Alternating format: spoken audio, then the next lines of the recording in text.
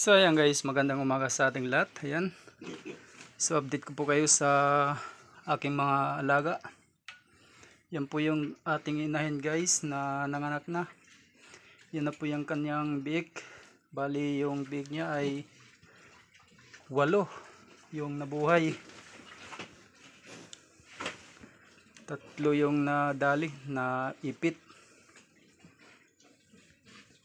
Ito sila ay 35 days na. Kaya gumagawa tayo guys ng bagong kulungan. Yan, may nakahalo na po tayong buhangin at saka simento. Doon po natin guys ilalagay. Pangsamantala lang. So wala pa tayong budget guys. Kaya still mating lang muna. Sana matibay. Ito naman yung ating mga 3 patining. Yan, ang dudungis lang.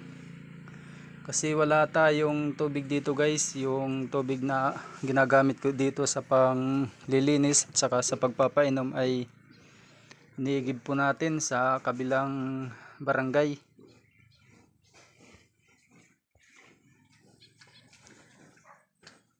Yan, may mga tayong lalagyan ng tubig. Pag umuulan naman, yun, nakakalibre tayo guys pag umuulan. Nakakaano din tayo sa panghugas ng mga kulungan, panglinis. Kaya sa ngayon ay naghahalo tayo guys ng simento. Bali, flooring po natin guys.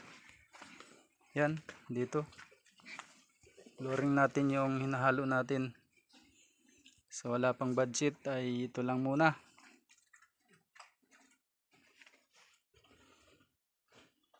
Bali pininturahan lang natin guys kasi para maka ano din sa kalawang. Lalagyan pa natin yan guys ng kahoy dito palibot para hindi masugatan yung mga baboy. Dito lalagyan natin ng kahoy yan.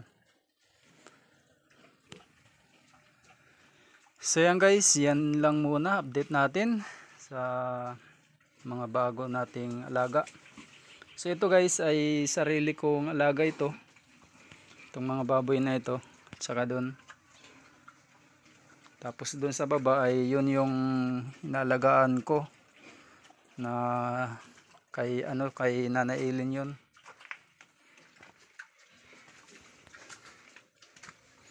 Ito sarili naming lupa. Yan. May mga tanim akong mga mga nyug.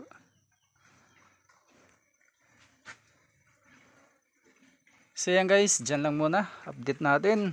So abangan natin sa susunod na vlog na naman natin. Ayan, so huwag niyo pong kalimutan guys mag-like, mag-share at paki-subscribe na din po. Pakipindot na din po yung ating notification bell para updated po tayo sa gagawin nating mga video.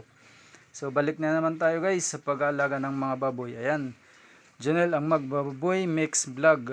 Ayan, so maraming salamat po sa mga dati kong subscriber at saka sa mga bago kong subscriber po. So wag po kayong magsasawa guys sa panonood ng aking ginagawang video. Ayan, so malapit na po yan guys, may dispose. Magta3 buwan pa lang yan ngayong June 23. Bali yung disposal yan ay July 25 yata i-dispose natin yan guys, yung 3 na yan. So yan guys, God bless po sa inyong lahat.